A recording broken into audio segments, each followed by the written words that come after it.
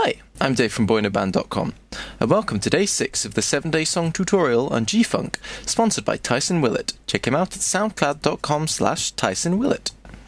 Yesterday in Day 5, I taught you how to add some piano, string stabs and a bell. And today in Day 6, I'll be showing you how I've arranged the song, added in a few extra bits and bobs, as well as some more musical theory on the bridge I've added. Okay, let's begin. So as you can see, I've finished structuring the track here. I've got the structure going intro, verse, chorus, bridge, chorus. And in the intro, I've simply got some strings down here. I'll be going through the notes I've used in part 2, but suffice to say it's nice and tense, and as Snoop will tell you, it's not an authentic 1990s G-Funk song without a large intro section that sounds like a scene from a violent movie. Speaking of violent, you can see here that there are a few extra note lanes in the hits section. In this section I've used a technique known in musical theory as fortissimo, which is where you play something very loud for effect. Check it out. See? It's pretty effective. In the verse, I've kept it relatively minimalist. Let's take a listen. So, it's just stripped down, focusing on the bass with a few extra of those incidental blips and the vocoder in there.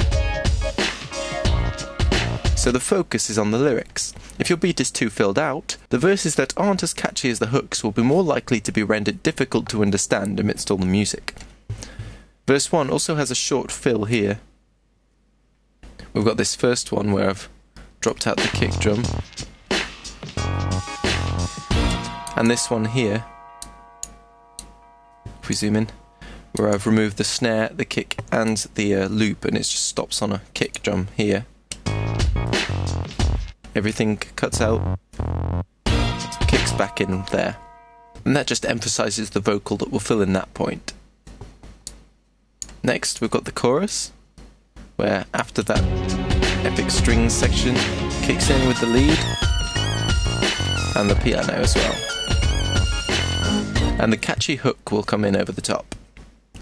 Verse 2 is pretty much the same, except there's a slightly different fill. It's a stuttered kind of fill. And to do that, I've just changed it to 1/4 and used the cut tool to cut up one of the beats and just copy and paste it 3 times, and then I've just left that snare on the last one here the same as previously, and that way it just stutters it nicely. Now, in the bridge here,